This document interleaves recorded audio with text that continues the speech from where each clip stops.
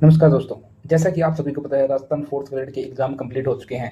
उसके बाद हमने सेफ स्कोर पर भी बात की थी, लेकिन अब सेफ स्कोर में थोड़ा बहुत अंतर देखने को मिलेगा क्योंकि अब नॉर्मलाइजेशन में कुछ अलग चीज चेंज हुई है। तो इसी वीडियो में हम बात करेंगे नॉर्मलाइजेशन में क्या कुछ नया आया है और आपको क्या सेफ स्कोर चाहिए कम से कम एक नौकरी पाने के लिए।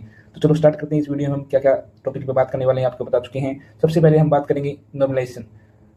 इसमें राजस्थान फोर्थ ग्रेड में नॉमिनेशन होगी क्योंकि एग्जाम 6 शिफ्टों में हुआ है। 6 शिफ्टें बहुत ज़्यादा होती हैं। कोई किसी शिफ्ट का एग्जाम हार्ड हुआ है, किसी का नॉर्मल हुआ है, किसी का मध्यम हुआ है, तो इसके चलते नॉमिनेशन अनिवार्य हो चुका है।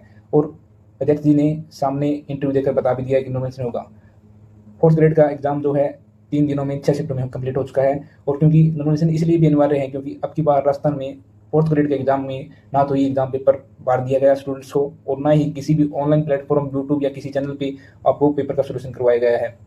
उसी के चलते ये प्रोसेस आगे होगा। उसके बाद बात करें तो अब की बार सभी शिफ्टों में अटेंडेंस काफ़ी ज़्यादा रही है क्योंकि 90% की अप्रोक्स आपको बताऊँगा सभी शिफ्टों में अटेंडेंस रही है क्योंकि सभी लोगों ने फॉर्म फिल किया। इसमें सिर्फ बेसिक आपकी नॉलेज के लिए सिर्फ 10th की रिक्वायरमेंट की, जिसके चलते काफ़ी ज़्यादा फॉर्मों की संख्या थी और लगभग सभी लोगों ने काफ़ी अच्छे से पार्टिसिपेट किया है क्योंकि सभी लोग जो पढ़ाई छोड़ चुके थे वो भी फॉर्म फिल किए हैं क्योंकि इसमें एज क्राइटेरिया लगभग 42 साल तक था।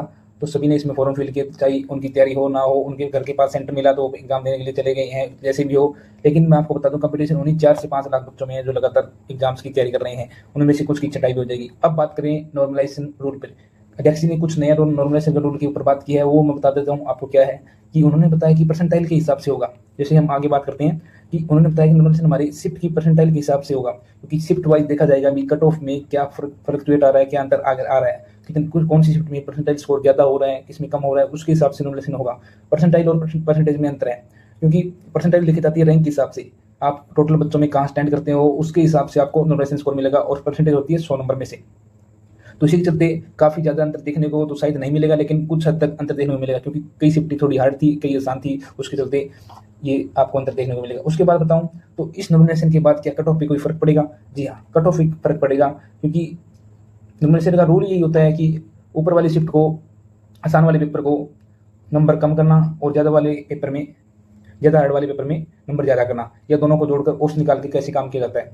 तो इसी तरीके से काम होगा और दोनों शिफ्टों को एवरेज पर लाकर काम किया जाएगा। तो कट ऑफ में फ़र्क देखने को मिलेगा, लेकिन ज़्यादा नहीं मिलेगा मेरे हिसाब से क्योंकि इतना बार एग्जाम से बार पेपर तो लाने नहीं दिया गया और ना ही सोल्यूशन हुआ, तो ज़्यादा नॉलेज नहीं मिलना चाहिए और पेपर का लेवल जो था मीडियम ही था। उसके बाद हम बात करेंगे कट ऑफ क्या रहने वाली है। तो कम से कम मैं अपनी नौकरी के लिए कम से कम अब की बार इतने नंबर तो कम से कम हमारे पास होने चाहिए जिससे हम अपनी नौकरी पक्की कर सकें।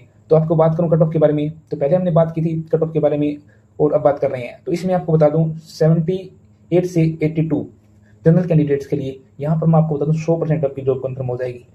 उसके बाद बताऊं ईडब्ल्यूएस कैटेगरी में 75 से 80 तक आपकी जॉब कन्फर्म हो जाएगी। उसके बाद ओबीसी कैटेगरी में बताऊं 76 से 80 तक। काफ़ी शानदार क्वेश्चन है क्योंकि नेगेटिव मार्किंग है। लोग अपने कॉन्फिडेंस से क्वेश्चन कर रहे हैं, जब आंसर की आएगी ना तब उनको पता चलेगा भी उन्होंने क्या गलतियां की है। लोग कॉन्फिडेंस में एग्जाम सेंटर से बाहर आते हैं ये भी बोलते हैं मेरे 100 ठीक है, मेरे 110 ठीक है, लेकिन जैसे जैसे घर तक पहुंचते हैं वो 80 तक आ जाते हैं। जब आंसर की आती है 70 तक आते हैं। तो आपको रियलिटी बता रहा हूँ, ये कट ऑफ लगभग इतनी ही जानी है, 1 या 2% ऊपर या इससे नीचे, लेकिन मानिए मेरा। इसके बाद एसटी की बताऊं 68 से 72 और एक्स सर्विसमैन 50 नंबर और पास कैंडिडेट लगभग सभी को बुला लिया जाएगा एक्स सर्विसमैन के लिए। ये हमारी कट ऑफ रहने वाली है। तो इसी तरह से हमारे चैनल के साथ जुड़े रहें और अगर वीडियो अच्छा लगा हो तो अपने दोस्तों के साथ शेयर करें और हमारे चैनल को सब्सक्राइब करें। धन्यवाद।